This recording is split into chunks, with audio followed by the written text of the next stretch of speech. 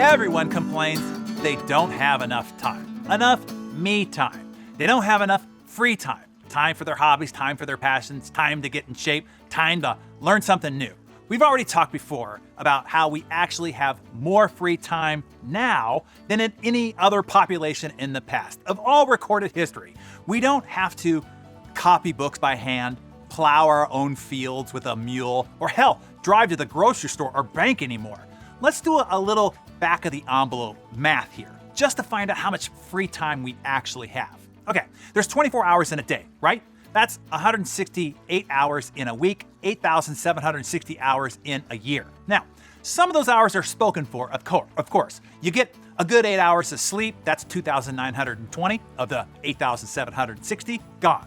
If you work 40 hours a week for 49 weeks, excluding holidays and 2 weeks vacation, you're working 1,960 hours. Subtracting all this takes us down to 3,880 waking, non-working hours. Of course, people have vastly different levels of caregiving or chore responsibilities, and some people work more or fewer hours per day. But we can imagine that just about everybody has somewhere between 1,000 and 2,000 discretionary hours per year. The American Time Use Survey pegs the population average at about 5.19 hours of leisure per day, or 1,894 hours per year. Even the busiest segment of our population, working mothers of children under the age of 6, tend to have about 3.15 hours of discretionary time per day, equaling 1,150 hours per year. Now then, when you crunch the numbers, it's not such a small number, is it? You can do a lot in 1,000 to 2,000 hours. Well, like what, Darren? Well, hell, that's an important question here. The average adult spends 3.5 hours a day of non-work related screen time on their freaking phones alone, not counting time watching TV. That's 1,277 hours gone. 100% of your discretionary free time.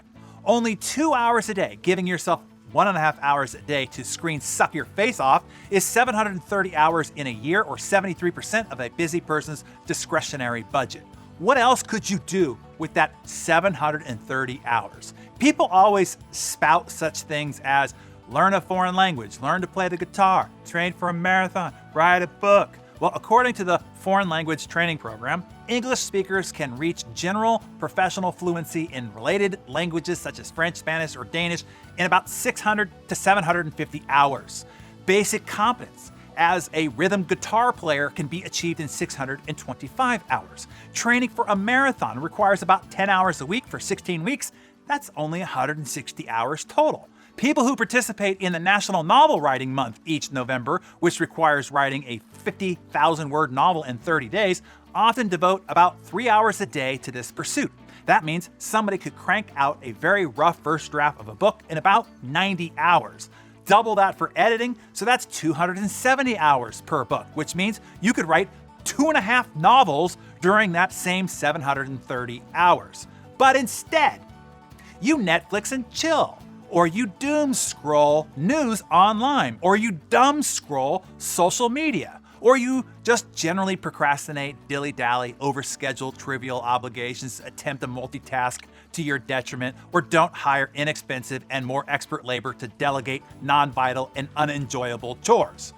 My urgent reminder for you here this morning is this: the time is there. There is more of it there than at any other time in all of human history. If you squander all that wonderful free time, that is just a tragedy. If you complain about not having enough free time, that is a freaking crime. Stop it. Evaluate how you are spending, as in wasting, the free time that you have. Start by confessing below. Come on, be bold. The first step to change is acknowledgement. What ways do you squander your free time? In other words, what are you spending your time on outside of your deep, concentrated, and fully focused work time that is not bringing you joy or the lifestyle results that you want? And tell us, when you stop spending time on those things, what do you want to do with your free time now? What passions, pursuits, hobbies, learnings, or adventures do you want to engage in? Inspire us with your ideas in the comments below.